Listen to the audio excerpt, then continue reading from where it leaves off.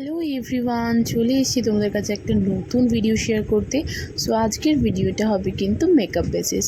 So আমার গলা শুনেই বুঝতে পারছো শরীরটা খুব খারাপ, আর এই ভিডিওটা আমি শ্যুট করেছি কাল রাত্রিবেলা। সো বেসিক্যালি অনেক দিন ধরে আমার একটা পেন্ডিং রয়েছে ভিডিও, যেটা আমি পুরোপুরিভাবে ফিল করতে পারছি না। আচ্ছা, প্রথমে বলে দিই, ফার্স্টেই কিন্তু আমি রোজ সিরাম মানে গুড ভাইবসের রোজ সিরামটা মুখে অ্যাপ্লাই করে নিচ্ছি। আচ্ছা, পেন্ডিং রয়েছে বলে আমি ভাবলাম মেকআপটা করে আমার ট্রান্সফরমেশনের ভিডিওটা শ্যুট করে নিই, কারণ এতটাই শরীর খারাপ যে করতে পারছিলাম না। কালকে একটু বেটার ছিলাম, আর কালকে ভিডিও শ্যুট করেছি, শুনলে তোমরা হাসবে, রাত্রের 2:30-টের সময় আপ টু ভোর 4টে পর্যন্ত এই করেছি। সো নেক্সট আমি ময়শ্চারাইজার মেখে নিলাম। আমি মানে রেগুলার যে ক্রিম তোমরা ইউজ করো সেই বেসিসে তোমরা সেই ময়শ্চারাইজারটা মুখে অ্যাপ্লাই করে নেবে। সো আমি জনসন্স বেবির এই ক্রিমটা আমি মাখি, তো যার জন্য আমি জনসন্স বেবির এই ক্রিমটা মুখে ভালো করে অ্যাপ্লাই করে নিলাম। এরপরে কিন্তু আমি ফেস ক্যানাডার মেকআপ ফিক্সচার স্প্রেটা অ্যাপ্লাই করে নিচ্ছি, কারণ মেকআপের শেষে দিই না, পুরো মেকআপ করে নেওয়ার পর, কারণ প্রচণ্ড গলে যায়, ফিক্সচার তো হয় না, সেজন্য ফার্স্টে দিয়ে নিলাম। তারপরে অ্যাবজর্ভ করে নেওয়ার পর ভালো করে শেক করে নিয়ে আমার ফাউন্ডেশনটা, ফেস ক্যানাডার ফাউন্ডেশনটা মুখে ড্যাপ করে নিচ্ছি। আমার কম পড়ে গেছিলো, তার জন্য পরে আবার একটু আমি ফাউন্ডেশন নিয়ে নিয়েছিলাম। এই যে এখন আমি ফাউন্ডেশনটা নিয়ে নিলাম, তো ভালো করে মুখে অ্যাপ্লাই করে নিচ্ছি। তারপরে কিন্তু আমি ব্লেন্ডার দিয়ে ব্লেন্ডিং করব। সো ব্লেন্ডিংয়ের পালা, ব্লেন্ডিং করতে শুরু করলাম। তো ভালো করে ব্লেন্ডিং করে নেওয়ার পরে তারপরে কিন্তু আমার মুখে যে দাগগুলো আছে, দাগগুলো যাতে বোঝা না যায় তার জন্য আমি কনসিলার ইউজ করেছি। সো এরপরে কিন্তু আমি তোমাদের দেখিয়ে দেবো কনসিলারটা।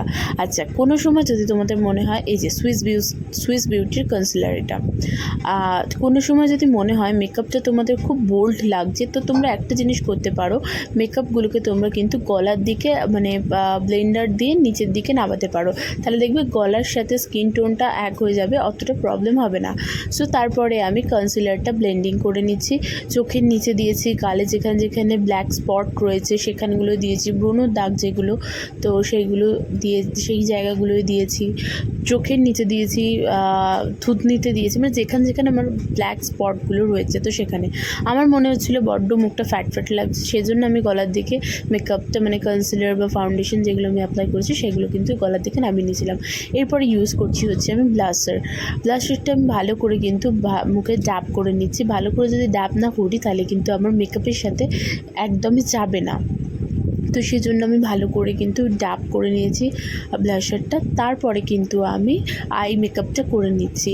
আমি নিউড শেড নিয়ে আই মেকআপটা করেছি, খুব হেভি মেকআপ করি রাত্রেবেলা, একটা জাস্ট ট্রান্সফরমেশনের ভিডিও করব, সো সেই জন্য এমনকি হেভি মেকআপ করব।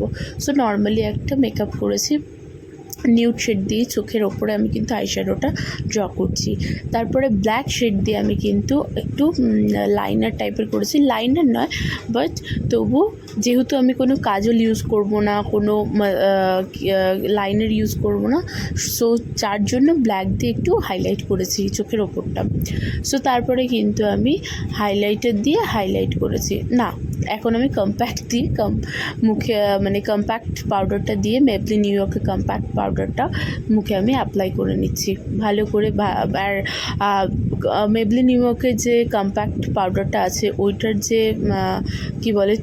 কি বলে ওইটাকে তুলি বা ড্যাপারটা দেয়, ওইটা দিয়ে আমি ড্যাপ করিনি, বিকজ অফ দ্যাট ওটা দিয়ে ড্যাপ করলে আরও বেশি ফ্যাট ফ্যাট লাগে, তো যার জন্য আমি ব্রাশ দিয়ে ড্যাপ করে নিচ্ছি।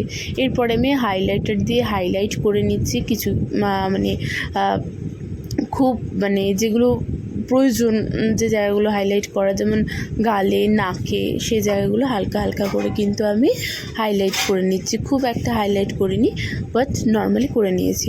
এরপরে আমি মাস্কারা অ্যাপ্লাই করছি চোখে, তো তারপরে আমি হালকা করে একটু মাস্কারা দিয়ে নিয়েছি। তোমরা কিন্তু দেখতে পাচ্ছ আমি চোখে আইশ্যাডো আর মাস্কারা অ্যাপ্লাই করেছি, তারপরে কিন্তু আর কিচ্ছু অ্যাপ্লাই করিনি, না কাজল না লাইনার। এরপরে আমি ঠোঁট লিপস্টিক পরবো বলে তার আগে আমি ঠোঁটটাকে স্ক্রাব করে নিচ্ছি। লিপ স্ক্রাবার বলে জিনিস পাওয়া যায়, দেখবে তোমরা অনলাইনে সার্চ করলে পাবে। ভালো ব্র্যান্ডেড লিপ স্ক্রাবার দিয়ে লিপটা স্ক্রাব করে তারপরে তোমরা লিপস্টিক, লিপ বাম যা খুশি কিন্তু মাখতে পারো, তবে কিন্তু তোমাদের ঠোঁটটা একটু গ্লো করবে। সো তারপরে আমি জুডিও থেকে একটা লিপ বাম কিনেছিলাম, যে গল্পটা তোমাদের আগে বলেছিলাম, তো ওই লিপ বামটা কিন্তু ঠোঁটে অ্যাপ্লাই করে নিয়েছি।